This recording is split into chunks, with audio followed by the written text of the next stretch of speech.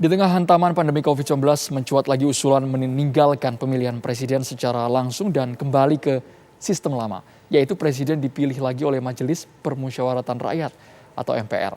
Pilpres yang tak melalui pencoblosan langsung oleh rakyat dinilai bisa meringankan beban negara dalam mengatasi COVID-19. Akankah fraksi-fraksi parpol di Senayan membuka jalan untuk gagasan yang sudah kerap menyeruak itu? Inilah laporan utama pandemi presiden dipilih MPR.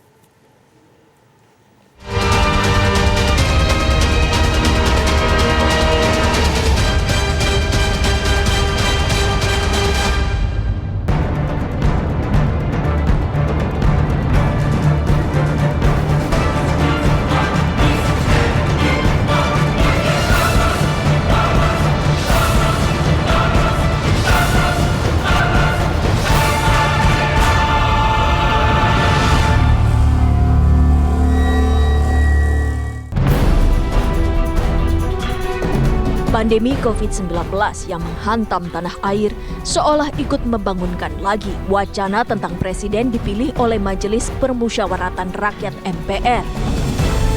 Dari ruang Dewan Perwakilan Daerah DPD, wacana itu berhembus kencang.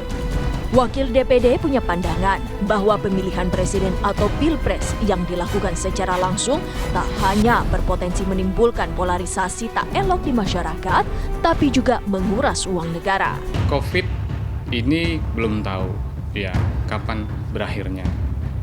Negara kita butuh dana besar, baik penanganan COVID maupun pasca COVID, yaitu nanti recovery ekonomi.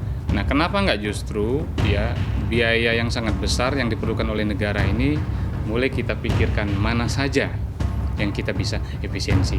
Mengembalikan pilpres ke MPR itu adalah salah satu efisiensi atau mengurangi keuangan atau pengeluaran negara yang cukup besar. Dan yang paling penting, demokrasi langsung ini menurut saya, karena pengalaman saya berkaca sama pilkada, pilpres, rentan. Jadi masyarakat kita ini rentan sekali terseret ke perang fisik.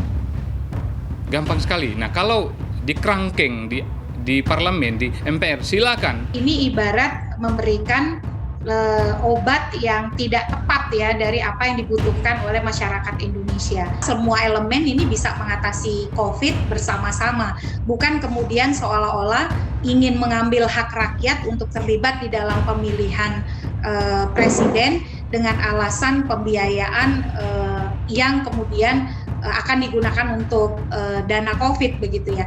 Mestinya itu tidak perlu terjadi kalau efektivitas penanganan COVID betul-betul menjadi konsentrasi dan perhatian semua elemen. Maka dalam perkembangan demokrasi dan pemilu Indonesia, pemilihan oleh MPR tidak lagi relevan karena rakyat sudah terbiasa dan tidak ada masalah. Kalau ingin mengatasi polarisasi, sebenarnya tanggung jawab itu ada di partai politik. Meski dianggap sebagai kemunduran demokrasi, namun bagaimana sesungguhnya peluang kembalinya presiden dipilih MPR? Mungkinkah pilpres langsung yang diamatkan dalam Undang-Undang Dasar 1945 diubah lagi? Tergantung dari kemauan politik dari anggota-anggota DPR dan DPD untuk mengambil inisiatif melakukan amandemen terhadap Undang-Undang 45 itu. Dan prosedurnya memang sudah ada. Jadi beberapa anggota DPR yang dan DPD itu dapat mengajukan usul amandemen dengan menyebutkan secara jelas bagian-bagian mana dari Undang-Undang 45 itu yang diusulkan untuk di amandemen.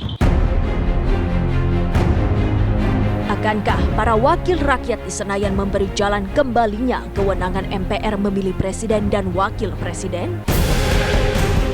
Seperti sebuah kebetulan, usulan presiden dipilih kembali oleh MPR mencuat menyusul ramainya wacana amandemen kelima Undang-Undang Dasar 1945. Ya, sejumlah fraksi partai politik di Senayan mendorong dilakukannya perubahan kewenangan MPR untuk menetapkan kembali haluan negara yang dulu dikenal sebagai garis-garis besar haluan negara. Lantas, apakah keinginan itu juga sepaket dengan upaya agar presiden kembali dipilih oleh MPR? Sikap PDI Perjuangan adalah menolak gagasan dan usulan tersebut dan kita kemungkinan besar tidak akan ikut dalam proses perubahan Undang-Undang Dasar yang demikian itu.